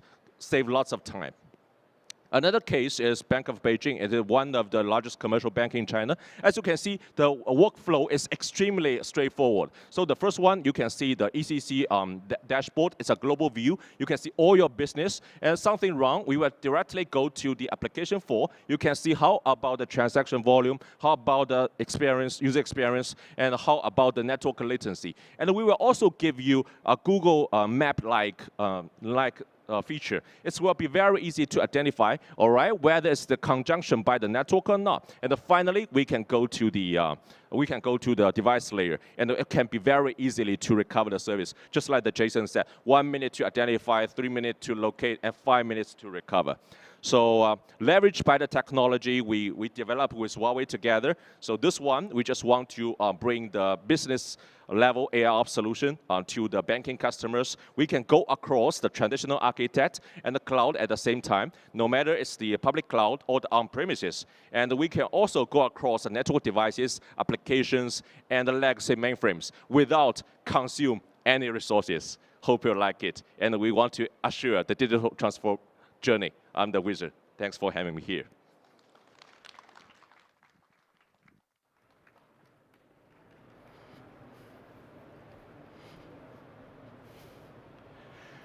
Thank you very much, Mr. He. So I think that it's clear that as we go through this innovation, as we accelerate the digital transformations and accelerate the change, that it's very, very important to be able to understand what's actually occurring at the customer level, particularly when we go to this hybrid multi-cloud kind of an environment. Troubleshooting is really, really difficult, and it needs to be automated, this AIOps. I'm looking forward to Netus taking ChatGPT and putting it inside of it so that it can automatically tell the CEO why the network problem was the customer's fault.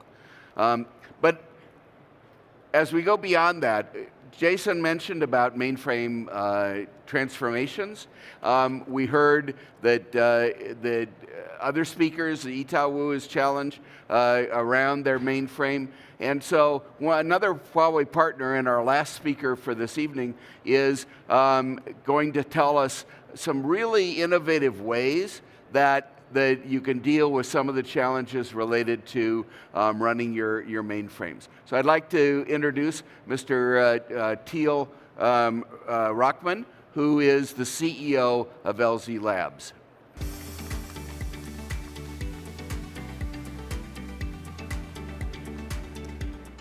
Thank you very much. It's a pleasure talking to you all. I'll take you a little bit down to earth with this subject. I saw all this energy and all this new innovation coming out, but one thing is a fact.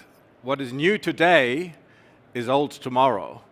So if you don't prepare in your journey now that there will be something that you will have to change afterwards, you're on the wrong path. So I guess most of the people in the room know that 42 is the answer to the ultimate question of life, the universe, and everything. And as ridiculous as it sounds, it is not really that easy. If you have an existing environment that you're working with, to move away from that. So that is very dear to my heart because I work as a CIO myself. It is quite a challenge once you have something that drives your business today to change it as quickly as you like it. If you start from scratch, it's easy, relatively easy. But if you do it as on an existing business, which really drives your current value, then it's a challenge. So unfortunately, there is no such silver bullet that takes you right away to the promised land. And by the way, it's not just a move from A to B, it's a move from B, C, D, E, and so on. So it's not done once you've done it. So, that said, but there's no need to panic. As challenging as it sounds, if you follow the right approach, meaning that you're trying to not just choose one product that takes you to the promised land, but work with the right people, work with the right services, build interoperability, see what you can preserve, and keep the value, that will take you to the promised land. The right approach is key. So, that said, obviously, it's still an open heart surgery. Because having been a CIO, I know that business always wants way more than can be delivered in a time frame that matters, even if it's done as fast as presented today in some of those examples, because there's still work to be done. So you want to work with the people that have done it. You want to work with the people that have done this together with you, because they have the experience. You typically, in your company, do not have that much. So that said, what we try to do is basically doing something very similar to solving a mathematical equation. And if you have been to the Huawei booth today, it was very interesting. Some very, very exciting equations were on the board, on the floor when you were walking to the cafeteria in the back. Some very exciting ones, especially to me, being a physicist myself. So why is solving mathematical equations so relevant to me? It's just simply because if you go step by step and do not too much in each step, with a high pace, but not too much in each step, that's critical to the success. Because if you do too much, and that happened to me when I was young, not listening to my math teacher, of course I always forgot a minus here or there, and then you search forever to fix it. That's our philosophy. Try to go incremental, not too much in each step. So it's not an accident that one of the great philosophers and actually mathematician, René Descartes, has said that. So those who walk slowly, and I add steadily, but always follow the right path, can go much further than those who run and go astray. So as much as you want the momentum, be aware that you do not do too much in each step. All right, so what is it that we do? I give you an example here of a bank in Italy who's done that together with us. Their objective, as very common as I heard it all day long, is basically to get quicker time to market. That's the key thing in the very end. Get closer to the customers, deliver quality services first of all. So that was their thing. So we've been helping them on two fronts. One is basically allowing the applications to run on two platforms in parallel, and second, to help them in the system test environment, because that is equally important. And that's always a challenge, especially when you're talking about mainframes, because not that the mainframe per se is a bad platform. That's not what I'm trying to say. But it is an old platform. It is not the platform where you do your innovation. You want to do your innovation where you're currently working. So you need to integrate that old platform that still carries value, as a matter of fact, because it's driving your business today, and try to take it to the next step. So what have we done, essentially? We have, as one step, And it's a complicated graphic, but we've seen a lot of complicated graphics today, so very, very interesting.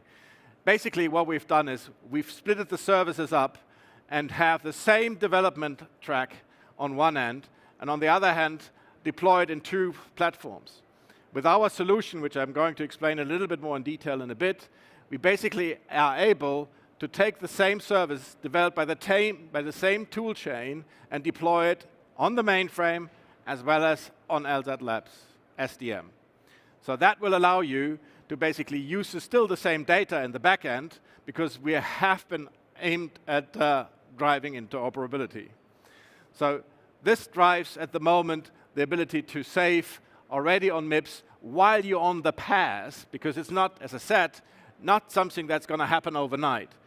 Typically trying to do a big jump from one end to the next end, knowing full well that you have to have another couple of jumps afterwards anyway, isn't going to be the solution.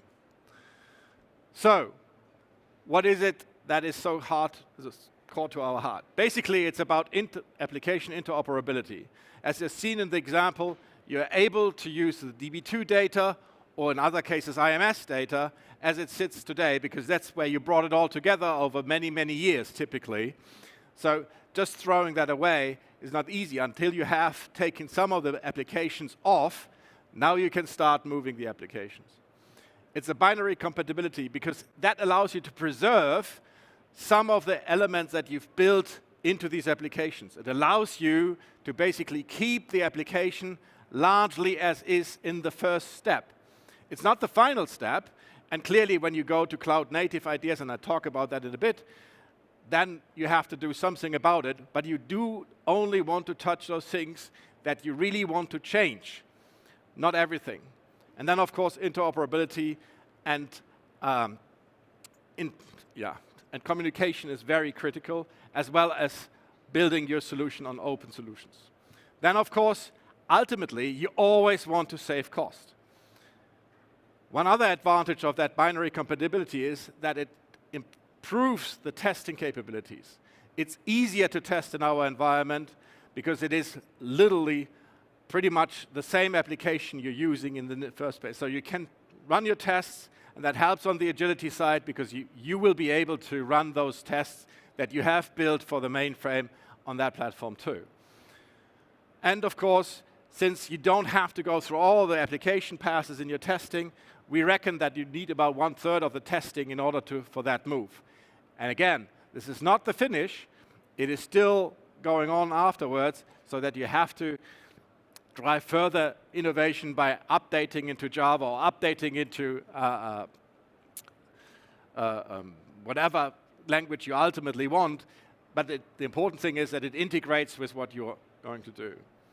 So, that said, now that we're working with Huawei, and I'd like that quote that I heard earlier today, that momentum that Huawei, that the Huawei speed, that was very interesting. It's very interesting. What we are working here is, of course, once you have the application over, the deal is not done. And we've heard a lot about how to automate the operations of the environment, because you're operating your applications in a new environment. So this is what our collaboration with Huawei is largely all about. It's about integrating what has been done when the application comes over into the new environment. So we have an easy operation, spin up new environments, new virtual systems, and so on. Of course, scalability is an issue. If you go to the cloud, especially to the public cloud, scalability is the thing. You don't want to run the mainframe and your server as is. You want to scale up and you want to scale down. You want to be as flexible as possible. As I said, the applications that are coming by nature are not cloud native. So how do we break it down? How can we break it apart so that in the very end I can preserve those things that I want to preserve for the time being and only innovate on the things that I want to innovate? And of course, then joint platform integration, because ultimately you're not alone anyway. So that's why I think we have with Huawei a great partnership to build this new innovation platform that will allow a seamless transition. And as the time is over, a few things real quick. As Grace Hopper, the inventor of COBOL, said, "A ship in a port is safe, but that's not what ships are built for. So go out to the sea and do new things." So just really to recap, our view is preserve what needs to be preserved, because not everything that you do today is necessarily bad. You want that value, and you need that value. Change only what needs to be changed, and only that. Not too much, with a high pace, for sure. Ensure integration, interoperability between the different platforms and systems and applications. And of course, allow for an iterative, incremental approach by leveraging as much open solutions that you can possibly leverage. Thank you very much.